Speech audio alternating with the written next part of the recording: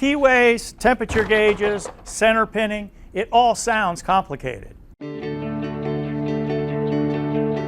Well, most things around us expand and contract through temperature changes, and Portsmouth shake siding is no exception. In order for the siding to perform as it's designed to, it needs to be installed in such a way that allows the panels to grow when it gets warm and shrink when it gets colder. It's really not that complicated, but there are a few basic rules that you need to be aware of and follow, keeping in mind why they're important.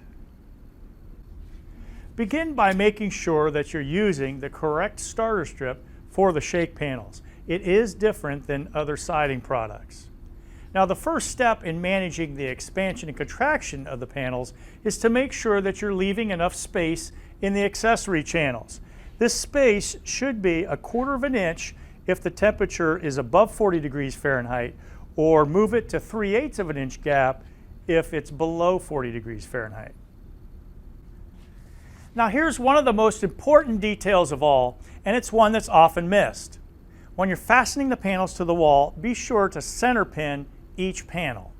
When you take a look at the nail hem of any of the Portsmouth shake panels, you'll see there's a round hole in the middle of the panel. The rest of them are elongated slots. Make sure to place a nail in this round hole. That will keep the center of the panel in place, forcing the expansion and contraction to the left and to the right. Make sure and center all the other fasteners in the center of the slots slightly loosely, about the thickness of a dime between the head of the fastener and the panel itself.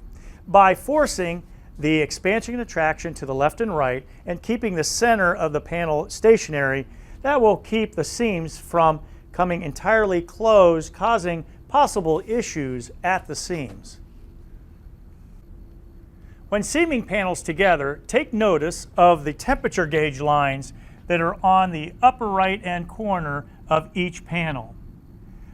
Align the end of the overlapping panel to whichever line best represents the temperature at the time.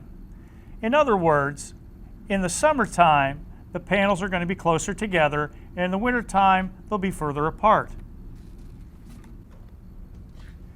Next is where you place the seams. It's important that the keyways, or the spaces in between the individual shakes, don't line up course to course all the way up the wall. Now, how you achieve this look is a bit different depending upon what shake profile you're installing, so take a look at the specific instructions for your profile. But for this panel, which is the hand split, we're going to cut back or separate the seams in increments of 16 inches. And when you're installing each course, you want to make sure that the locks are fully engaged. And the easiest way to do that is to use the butt of your hammer and just tap up on the panel to make sure that they're all the way up before you fasten them. Again, a big key to the success of a Portsmouth shake installation is managing the expansion and contraction of the panels.